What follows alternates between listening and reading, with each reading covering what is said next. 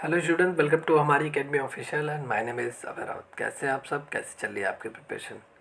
जितने भी स्टूडेंट बिहार बिजली विभाग में जो आपकी भर्ती आई है 300 पोस्ट के लिए, जूनियर अकाउंट्स क्लर्क के लिए, अभी तो 1 अप्रैल से आपका फॉर्म फिलअप होगा। आप लोग फॉर्म अपना ज़रूर फिल कीजिए।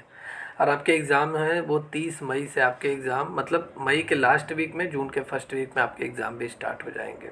ठीक है, तैयारी भी आपको अच्छी करनी पड़ेगी क्योंकि कॉमर्स में आपके 50 मार्क्स के आपके कॉमर्स के रहने वाले हैं। ठीक है, जो कि काफ़ी लिए आपके लिए इम्पॉर्टेंट होंगे।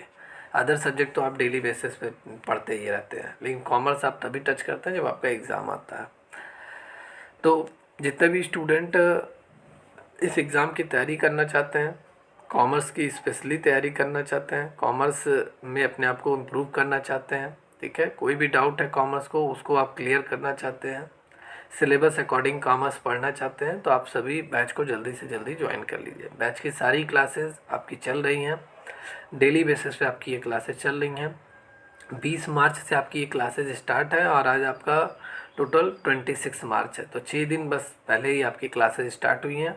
पूरा सिलेबस आप लोग का कवर कराया जा रहा है, तो आप सभी जल्दी से जल्दी बैच को ज्वाइन कर लीजिए। बैच को ज्वाइन करने के लिए गूगल प्ले स्टोर पर जाइए, हमारी एकेडमी ऑफिशियल ऐप आप डाउनलोड कीजिए, वहाँ पर रजिस्टर लॉगिन करके इस बैच से ज्वाइन हो सकते हैं। चलिए, आज की क्लास में हम कुछ इनकम टैक्स के इंपॉर्टेंट क्वेश्चन को डिस्कस करेंगे जो एग्ज़ाम में आपके आए हुए क्वेश्चन हैं। ओके, या जैसे यहाँ पे मैं फर्स्ट क्वेश्चन की बात करूँ, इनकम टैक्स जो है आपका इज़ कम इम्पोज्ड बाई, आयकर आपका किसके द्वारा लगाया जाता है? जो आयकर होता है आपका, इनकम टैक्स आपका होता है, वो किसके द्वारा आप लगाया जाता है? स्टेट गवर्नमेंट द्वारा लगाया जाता है, गवर्नमेंट ऑफ इंडिया द्वारा, या दोनों के द्वारा लगाया जाता है, या इनकम टैक्स डिपार्टमेंट द्वारा? अब बहुत सारे स्टूडेंट कंफ्यूज होंगे कि वो किस में कंफ्यूज होंगे, वो ये सोचेंगे इनकम टैक्स डिपार्टमेंट लगाता है, क्योंकि इनकम टैक्स डिपार्टमेंट की तरफ से ही कार्रवाई होती है। कोई भी अगर आपके घर डॉक्यूमेंट वगैरह आता है तो इनकम टैक्स डिपार्टमेंट की तरफ से ही आपके पास आता है।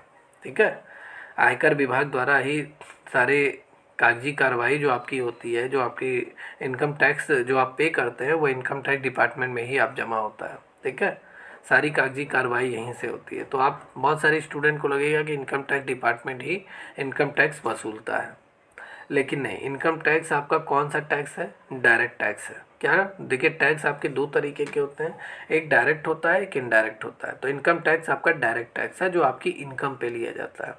आप साल भर में कितना पैसा कमा रहे हैं, ठीक है, आपकी इनकम पे टोटल आपको कुछ एग्जेम्पशन भी मिलता है, कुछ डिडक्शन की भी आप मांग करते हैं, छूट कटौती वगैरह भी आपको मिलता है अपनी इनकम पे। फिर सारी कटौतियों के बाद जो पैसा फाइनली टोटल टैक्सेबल जितनी इनकम आती है उस पर आपको टैक्स देना पड़ता है गवर्नमेंट को। ठीक है, और ये पूरी तरीके से गवर्नमेंट ऑफ इंडिया द्वारा ये लगाया जाता है आपकी इनकम पर। केंद्र सरकार इसे लगाती है, राज्य सरकार से इससे कोई लेना देना नहीं है। तो आयकर जो आपका कौन लगाता है? ये आपकी केंद्र सरकार लगाती है, गवर्नमेंट ऑफ इंडिया लगाती है, भारत सरकार द्वारा ये लगाया जाता है। ठीक है, तो B is the right answer of this question. Okay, भारत सरकार की ये इनकम है, मतलब इनकम टैक्स की जितनी भी इनकम होती है वो भारत सरकार को होती है। यह प्रत्येक व्यक्ति की आय पर भारत सरकार द्वारा लगाए जाने वाला एक क्या है? टैक्स है, एक कर है। ठीक है, आयकर कानून को शासित करने वाले उपबंध 1961 में ये पूरी तरीके से मेंशन है। आयकर अधिनियम 1961 के अकॉर्डिंग ही इनकम टैक्स भारत के सभी नागरिक जो इनकम टैक्स के दायरे में आते हैं, इनकम टैक्स स्लैब के अंतर्गत आते हैं, उनसे इनकम टैक्स वसूल किया जाता है, आयकर वसूल किया जाता है। ठीक है, तो यहाँ पे आपका B is the right answer of this question. चलिए, नेक्स्ट क्वेश्चन है, income tax act 1961 applies to, आयकर अधिनियम 1961 लागू होता है, किस पर लागू होता है? आपके ऑप्शन है, होल ऑफ इंडिया, पूरे भारत में लागू होता है, या महाराष्ट्र में सिर्फ लागू होता है, या whole of India excluding Jammu and Kashmir, Jammu Kashmir को छोड़कर पूरे भारत में लागू होता है, या ऑल ऑफ द अबव। सभी आपके सही हैं। तो आयकर अधिनियम 1961 आपका किस पर लागू होता है? तो आयकर अधिनियम 1961 ये पूरी तरीके से पूरे भारत में लागू होता है। ऐसा नहीं है कि धारा 370 हटने से पहले जम्मू कश्मीर में नहीं लागू रहता था। देखिए, आयकर जो है, इनकम टैक्स, ये पूरे भारत में, होल इंडिया में लागू होता है और भारत के सभी नागरिक से इनकम टैक्स वसूला जाता है, जो जो इनकम टैक्स के दायरे में आते हैं, सिर्फ उनसे। ठीक है, और सभी से नहीं वसूल किया जाता है, सिर्फ जो जो इनकम टैक्स के दायरे में आते हैं उनसे भारत सरकार उनकी इनकम पे टैक्स लेती है। ठीक है, इनकम टैक्स के दायरे में मतलब अभी इस समय 3 लाख तक मिल रहा है। 3 लाख तक अगर आप एक भी पैसा कमा रहे हैं, 3 लाख तक अगर आपकी इनकम है पूरे सालीना, तो आपसे कोई टैक्स नहीं लिया जाएगा। लेकिन 3 लाख 1 रुपया अगर आपका इंक्लूड हो जाता है, 3 लाख 1 रुपया, तो आपसे 5% टैक्स लिया जाएगा। ठीक है, मैंने क्लास इसका बना रखा है टैक्स स्लैब का, आप लोग प्लेलिस्ट में जाइए, वहाँ से आप वॉच कर सकते हैं। ठीक है, तो आपका यहाँ पर होल इंडिया में ये लागू होता है, ये आपका। ठीक है, तो A is the right answer of this question. चलिए यहाँ पे कुछ इसके बारे में देख लेते हैं। 1961 अधिनियमित आयकर अधिनियम पूरे भारत में मतलब आयकर का चार्ज कानून है, और अधिनियम आय के अधिरोपण, संग्रहण, प्रशासन और वसूली का प्रावधान करता है। मतलब एंडेड इन द ईयर, पूरे साल भर की आपकी इनकम कैलकुलेट की जाती है। और 1961 the income tax act is charging status of income tax extending to whole of India. पूरे भारत में ये आयकर लगाया जाता है सभी व्यक्तियों की आय पर जो इनकम टैक्स के दायरे में आते हैं। और द एक्ट इम्प्रोवाइड्स, ये जो एक्ट है 1961, ये इम्पोजिशन मतलब किसी व्यक्ति की इनकम कितना टैक्स लिया जाए। ठीक है, ये 1961 ही पूरी तरीके से इसी अधिनियम के अकॉर्डिंग ही लगाया जाता है। ठीक है, कलेक्शन भी इसी अधिनियम के अकॉर्डिंग किया जाता है, एडमिनिस्ट्रेशन भी इसी के अकॉर्डिंग किया जाता है, रिकवरी ऑफ इनकम टैक्स की जो हम लोग रिकवरी करते हैं, मतलब कुछ पैसा हमारा छूट जाए, एग्जेम्प्ट हो जाए, डिडक्शन की हम मांग करते हैं, वो सब 1961 के अकॉर्डिंग ही होता है। ठीक है, देखिए इनकम टैक्स चार्ज करने का काम किसका होता है? सेंट्रल गवर्नमेंट का होता है, लेकिन इसे वसूलने का काम स्टेट गवर्नमेंट करती हैं। फिर स्टेट गवर्नमेंट सारा पैसा किसको दे देती है?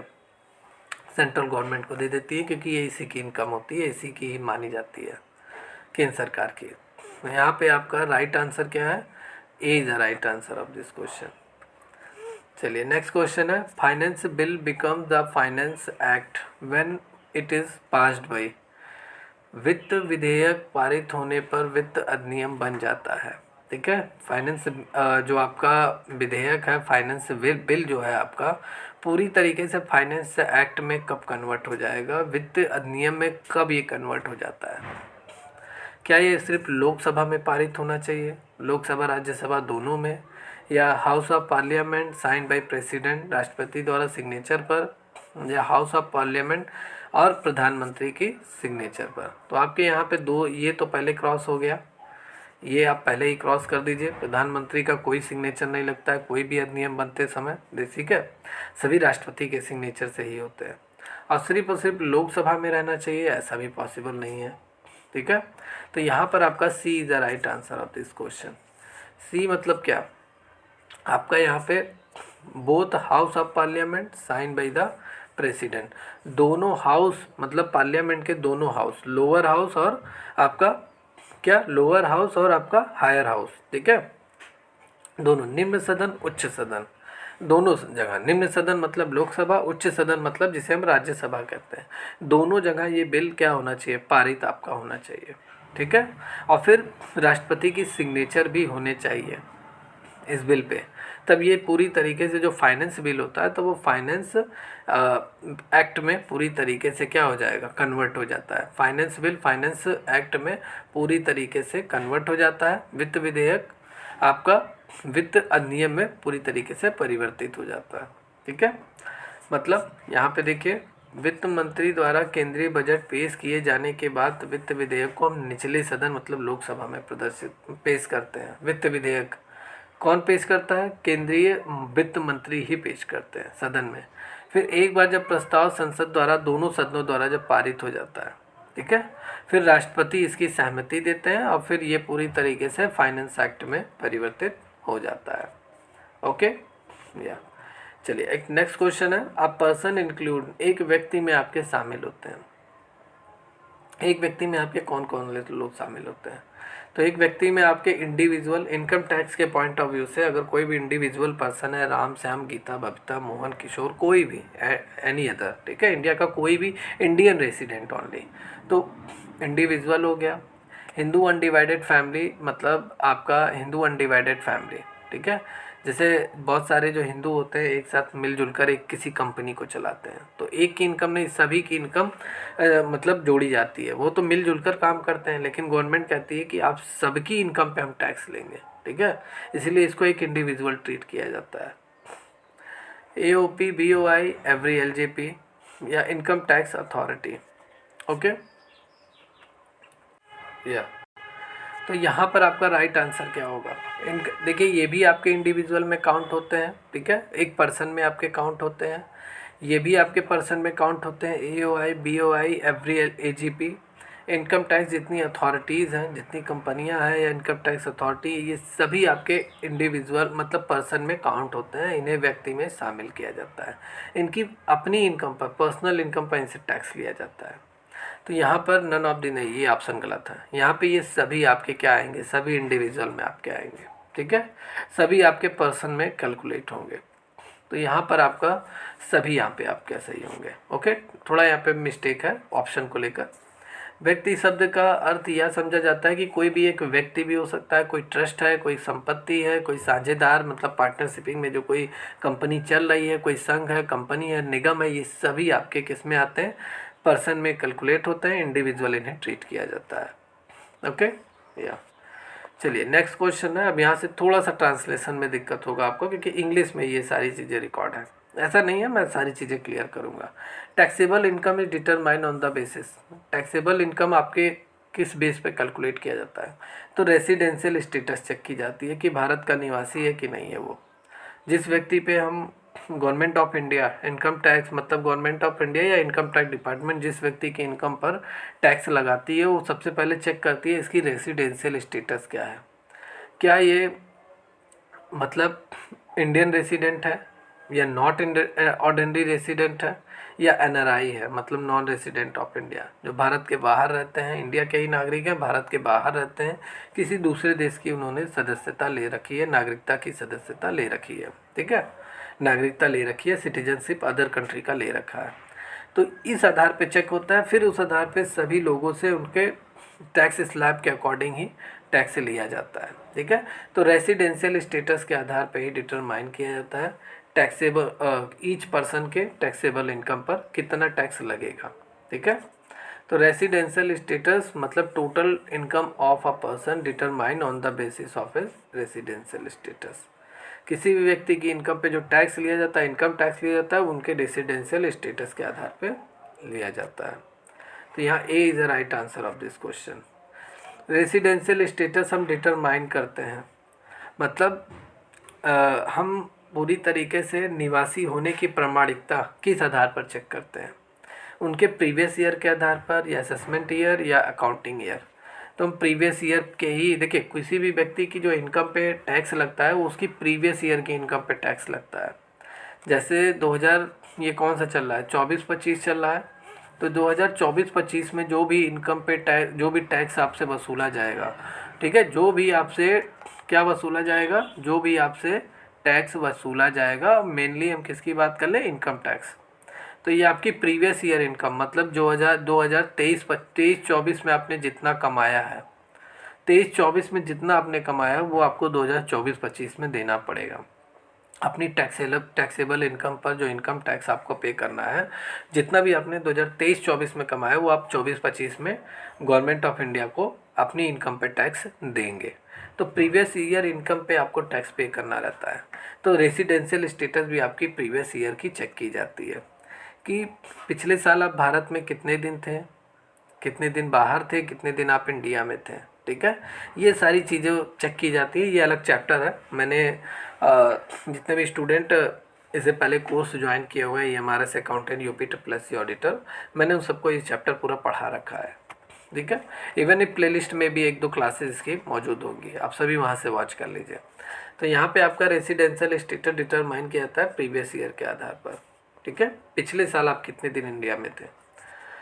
नेक्स्ट क्वेश्चन है, when was income tax levied in India for the first time. India में सबसे पहली बार इनकम टैक्स मतलब किसी व्यक्ति की जो इनकम पे जो टैक्स वसूला जाता है वो इनकम टैक्स होता है। पहली बार इनकम टैक्स कब वसूला गया इंडिया में, ये पूछा जा रहा है।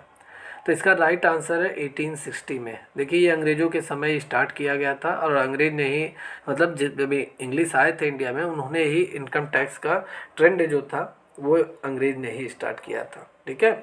और ये 1860 में पहली बार इंडिया में अप्लाई किया गया इनकम टैक्स 1860 में।